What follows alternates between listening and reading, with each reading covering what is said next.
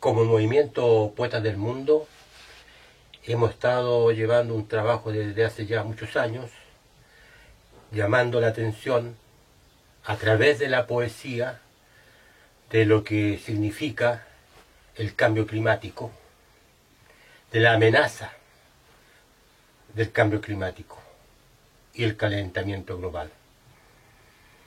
Con el Centro Cultural Edetrem estamos llevando a cabo una serie de videos donde reproducimos algunas entrevistas que llaman la atención de los conocedores de la amenaza que significa para el planeta y para la vida el cambio climático, entre otras cosas.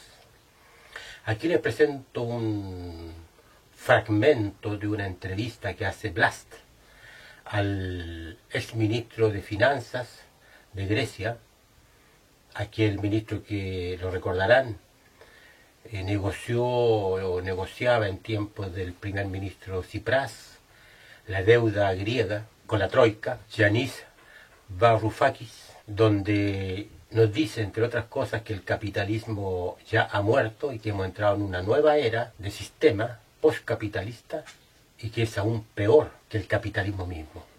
Que se passe-t-il si on n'arrive pas à avoir un capital cloud commun, si on n'arrive pas à appliquer ce que vous dites? Je pense qu'en tant qu'espèce, nous sommes finis. Je suis sérieux. On dirait que c'est vraiment une déclaration alarmiste, mais nous sommes sur une planète que nous détruisons. Nous devons arrêter d'utiliser les carburants, les énergies fossiles. Nous devons arrêter, mettre fin à cette inégalité totale entre le Nord et le Sud, mais aussi au sein même de nos communautés.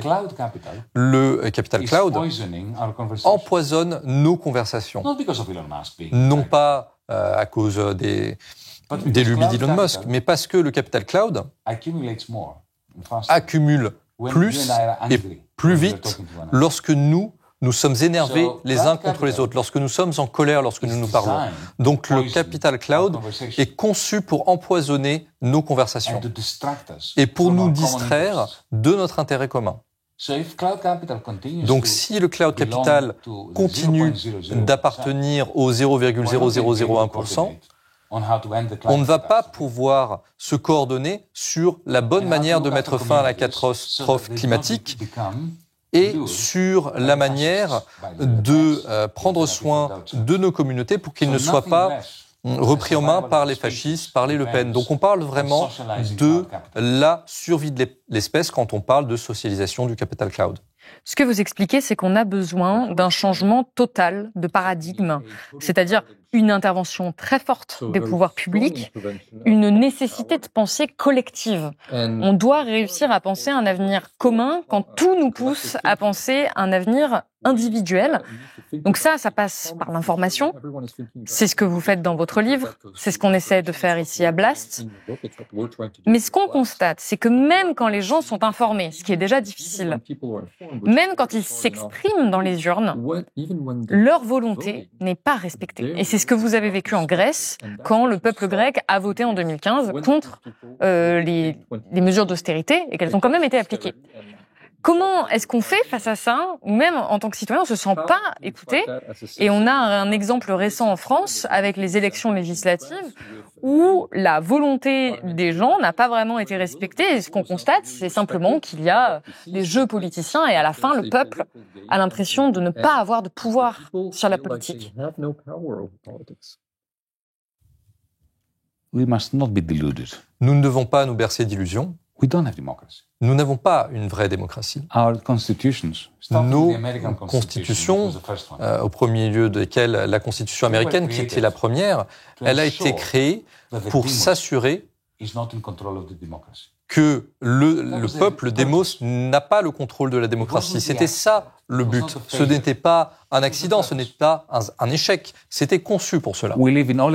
Nous vivons dans des oligarchies avec des élections régulières.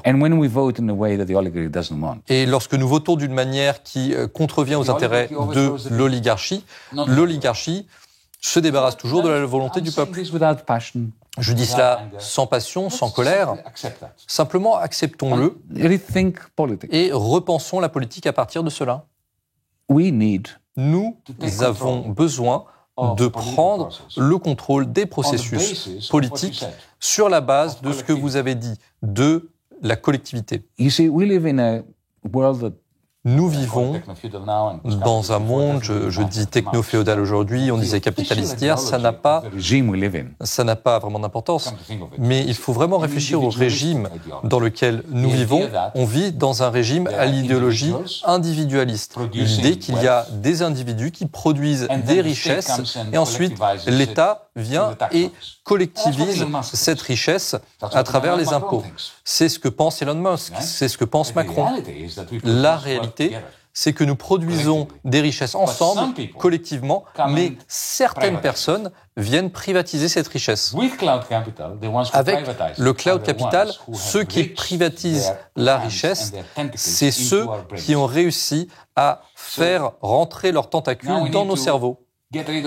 Donc on doit se débarrasser maintenant, on doit changer la manière dont on réfléchit avant même d'avoir la chance de parler, même d'avoir la possibilité de parler de peuple sans même parler de démocratie.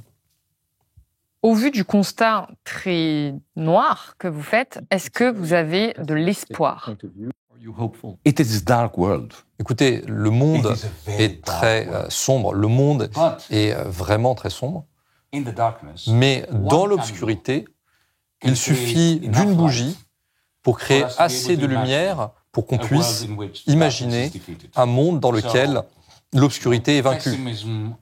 Donc le pessimisme de l'esprit est essentiel, mais l'optimisme du cœur, ça c'est Antonio Gramsci qui disait cela.